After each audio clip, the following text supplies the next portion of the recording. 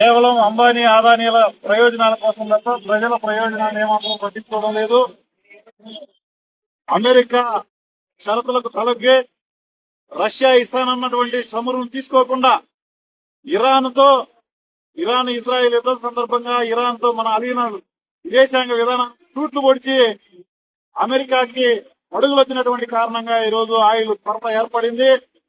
ఈ ఆయిల్ కొరతని మేము ఈరోజు దేశంలో దాదాపు 100 రోజులు సరిపడా నిల్వలు ఉన్నాయి అని చెప్తున్నప్పటికీ కార్పొరేట్ కంపెనీలకి ఆయిల్ కంపెనీలకి లాభాలు చేకూర్చడం కోసం ప్రజల మీద పెద్ద ఎత్తున భారాలు వేస్తా ఉంది. ఈరోజు గ్యాస్ ధరలు విపరీతంగా పెరిగిపోయినాయి. కమర్షియల్ గ్యాస్ ను పూర్తిగా పెంచేసినటువంటి పరిస్థితి కనపడతా ఉంది. ఆయిల్ మీద అమెరికా పెత్తనం చేస్తా ఉంటే మీరు మన దేశంలో మన రాష్ట్రంలో కేజీ బేసిన్ లో తయారయ్యేటటువంటి ఆయిల్ గ్యాస్ నిక్షేపాలన్నింటి మీద రిలయన్స్ కంపెనీ పెత్తనం చేస్తా ఉంది. అటు అమెరికాకు తలొక్కిపోయినాడు, ఇటు రిలయన్స్ కి లాభాలు చేకూర్చడంలో భాగంగానే కనీసం దేశంలో ఉన్నటువంటి వనరులను వినియోగించుకోకుండా ప్రజల మీద భారాలు వేస్తున్నటువంటి పరిస్థితి ఉంది. రిలయన్స్ కంపెనీ కేజీ బేసిన్ లో మొత్తం స్థానికులకి ఉద్యోగాలు కల్పిస్తామని చెప్పినటువంటి మాట పూటకమని తేలిపోయింది. 21,000 మంది కార్మికులు అక్కడ పనిచేస్తా ఉంటే స్థానికులకి ఇచ్చింది కేవలం 3,000 ఉద్యోగాలు మాత్రమే.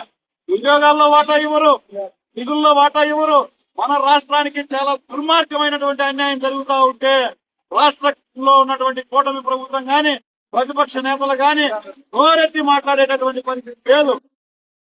ఈరోజు గ్యాస్ ధరలు పెరిగిపోవడం వల్ల వ్యాపారస్తులతో పాటు అసంఘటిత రంగ కార్మికులు, హమాలీ కార్మికులు, ఆటో కార్మికులు, భవన నిర్మాణ కార్మికులు, వలస కార్మికులు చాలా తీవ్రమైనటువంటి ఇబ్బందులు ఎదుర్కొంటున్నారు.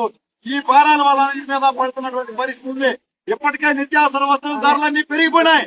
ఈ నిత్యావసర వస్తువుల ధరలు తగ్గించాలంటే కేంద్రం రాష్ట్రం డీజిల్ పెట్రోల్ మీద వేస్తున్నటువంటి పన్నులు మినహాయించుకొని పెట్రోల్ డీజిల్ ధరలు తగ్గిస్తేనే ఇవన్నీ తగ్గుతాయి, ద్రవ్యోల్బణం తగ్గుతుంది అని చెప్పేటటువంటి పద్ధతుల్లో ఆర్థికవేత్తలు గాని ప్రపంచ మేధావులు గాని చెబుతా ఉంటే దాన్ని పరిగణలోకి తీసుకోకుండా రాష్ట్రాలు గాని కేంద్రం గాని వేస్తున్నటువంటి పన్నుల్ని ఏమాత్రం పట్టించుకోకుండా మరింత ధరలు పెంచడానికే ప్రయత్నం చేస్తున్నారు.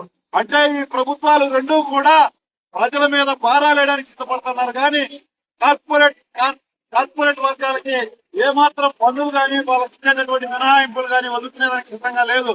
అంటే కాకులను కట్టి గద్దలకేసేటటువంటి పద్ధతుల్లో ఈ రోజు కేంద్ర రాష్ట్ర ప్రభుత్వాలు వ్యవహరిస్తున్నాయి. అందుకనే వామపక్ష పార్టీలు ఈ రోజు రోడ్డు మీదకి వచ్చాయి. ప్రజలారా,